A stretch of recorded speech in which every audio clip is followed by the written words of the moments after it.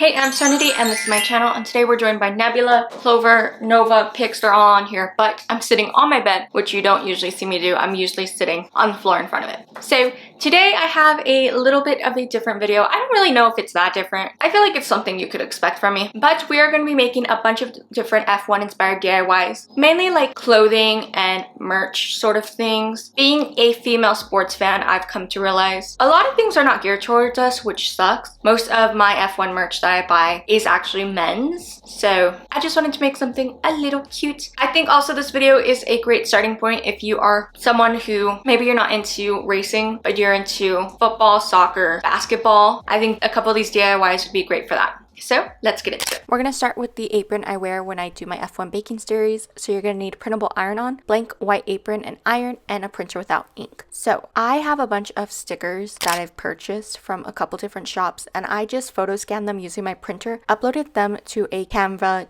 document, sized them, and then I'm printing them on this printable paper. You're going to want to print on the best setting possible. Once they're all printed, I'm going to trim them down. I'm not going to lie, this took over an hour. I didn't think trimming them would take that long, but you need to trim as close as you can to the actual design because everything you see will be ironed on. Next, I'm just going to iron on to my apron using my heat press. In Canva, I did add like this slight outline in a matching color to each of these stickers that I had photo scanned. That way I had this guide to cut when I trim them. Now, I peeled the back of the lining with tweezers. It was so much easier, especially since I have acrylic nails. Placed them where I wanted them. So I started with the chest part of the apron, put some of my favorite drivers, GPs, and the cars, my team cars there. First, you're going to want to iron the area so it's wrinkle free, and then place down your little patches and then use parchment on top and iron. I ironed each for like 15 seconds. It adhered really quickly. With this apron, I really wanted like a 1950s kind of feminine dress style apron. I will not tell you how hard it was to find this apron, but the look I was going for was kind of like a postage stamp sort of vibe, and I really liked how it turned out. Now, I don't have every single driver helmet, every single driver's number, every single GP, that sort of thing, because there's not room on this apron for that. I also decided to put my name on the apron in the F1 font. I just thought it was cute, kind of like it gave me the bear vibes or something. And here it is. She's so cute, and I especially love the Luigi Ferrari stickers on both of the pockets.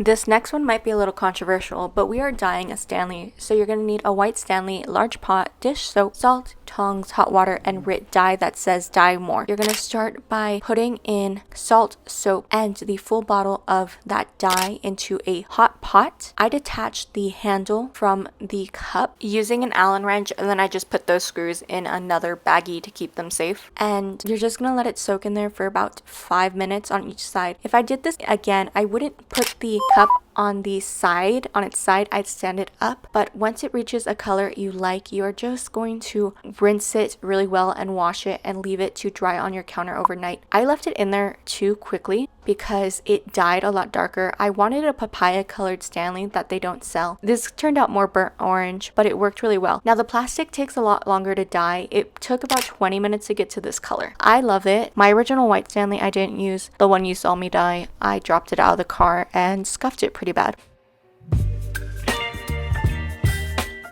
For this really cute Stony Clover Lane inspired sweatshirt, you're going to need a blank sweatshirt in the color of your team, strong fabric glue like this Gorilla one, and then the patches. I'm using pearl patches here. So you're going to start by ironing, kind of getting the wrinkles out. I didn't do a good job here, and laying your patches out. So I actually did this craft already with a bunch of Taylor Swift album names, but when I saw these pearl patches, I knew I had to do this. Literally all you're going to do is glue them using your fabric glue and let it dry overnight. You're going to want to make sure you're using a strong fabric glue. Last time I used E6000, but this Gorilla one works best, especially with washing. I love the contrast of like super masculine sport and then a feminine sort of craft. And this reminds me kind of a college like team sweatshirt. I chose blue because I missed the blue in McLaren, and I thought this was subtle, and the bow gave it a coquette feel. I love the sweater. It's great for early race days.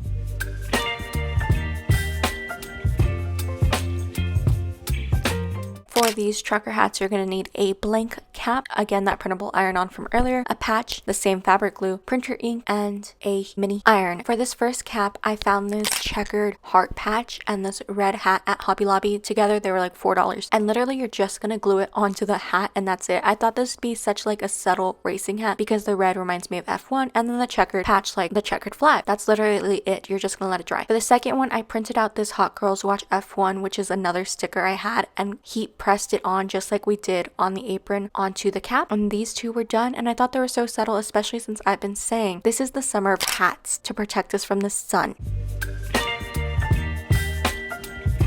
For this bracelet I actually made, it was part of the LN4 Miami collection, and I was like, I'm not paying $25 for a bracelet that I literally have all the supplies for. So I made the bracelet myself, especially since I have ordered off of LN4 before and they lost my order after it took like 4 months to ship out, and my order was lost in the mail, which is great. And I know for a $25 bracelet, I'm gonna have to end up paying like $45 with international shipping. So it's like, I can make this bracelet myself real quick and I can have it. And I actually wore it when he won his maiden race, so that was pretty cool. I'm a Swiftie. I've been making bracelets for my Eras tour date for like over a year. I have a bunch of supplies. I knew I could make this myself, and I think bracelets are just something that has kind of merged in the two worlds. I think it's just so fun. I believe I'm going to a race this year. I have to double check with my uni schedule, so if I am, let me know if I should take like friendship bracelets to hand out. I think that'd be cute, but I also am shy. So that is how these bracelets kind of came about. And I have a bunch I've made. For the friendship bracelets, you're gonna need beads, clasp and hooks are optional, letter beads, and then some sort of bracelet string. I like the crystal string. It's a lot better in my opinion. So for this first one, we are copying the LN4 bracelet that I showed you. I counted each individual bead and how many it was placed between. I'm just alternating between this mint color pearl bead and then of course the LN4. Tied that off once it was exactly like the picture. For the second one, I chose the words box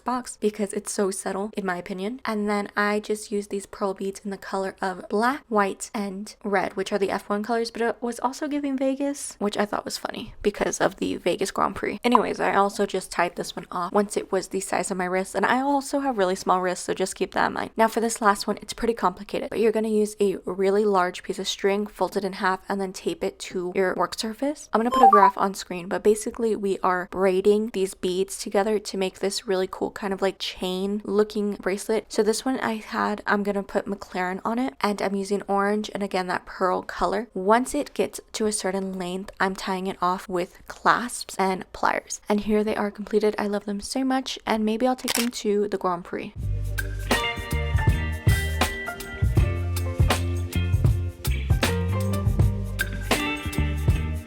So I want to give a little bit of a kind of explaining why I'm making these shirts. So the Charles Leclerc shirt, we both share a birthday. My lucky number is 16, his racing number is 16. I thought it would be a cute little shirt because even if you're not an F1 fan, 16 is cute. I thought that'd be cute. But the McLaren shirt, the McLaren logo shirt, they came out with the Reese X McLaren collab, and I still want that orange puffer jacket, but I'm pretty sure it's out of stock and I can't justify spending $400 on a jacket. Anyways, so basically at first they had this tank top, just a plain tank top with the McLaren logo embroidered right here. It was like 40 bucks, and I was like, okay, I guess I can justify spending that, except I don't like tank tops. I don't. And then as I was scrolling one evening through this collection, I saw that they had just the same shirt, just a men's shirt, normal like short sleeve shirt, but it was $60. And I was like, okay, let me put in my information to see how much to ship it. I'm not paying $80 for a shirt that has a logo this size, okay? Not even for Taylor Swift. That's a lie. I have done that for Taylor Swift. So I'm like, you know what? I can make this. I can make this for cheaper. It is such a simple design that it's not even worth wasting my money on. I can make this for a quarter of the price. And these shirts that I made, I think I averaged them to like $8 a shirt. So I think that's a steal. So that is how this next DIY got started. For this craft, you're going to need blank shirts. I got a pack of them, a heat press, puff iron on, Cricut, and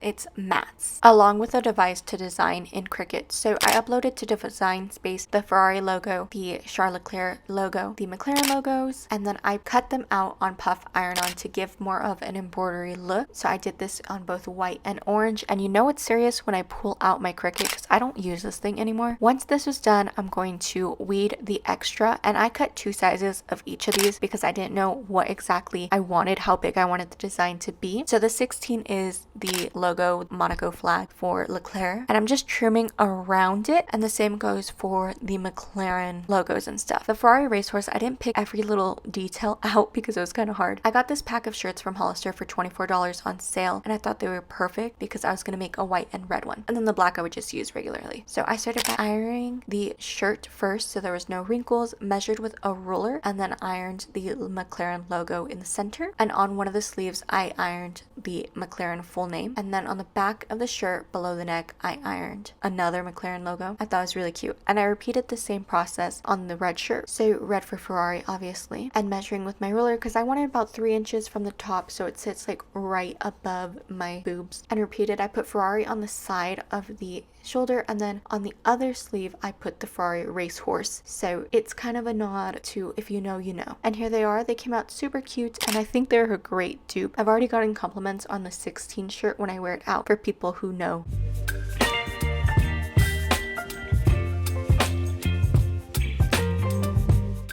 And those are all the DIYs I made. I hope you enjoyed them. If you did, don't forget to give this video a thumbs up. If you want more content kind of like this, I do have an ongoing series on my shorts where I make a dessert inspired by the F1 calendar each week. So this weekend is Silverstone, so I will be making a British inspired dessert. I do want to say before we go, all the supplies I used are linked down below in the description. Most of them are affiliate links. I just earn a very, very, very small commission if you want to use those links. And as always, as a little palette cleanser, a little mood booster, we have this picture of Scarlett. So in this photo is the Aston Martin cake I just made. And then Scarlett, we like to call our dogs baking assistants. She's usually sitting behind me as I decorate. And here she is showing off the amazing work she did. Love you, Mina, kisses, do nothing stupid, and I'll see you all next time. Bye!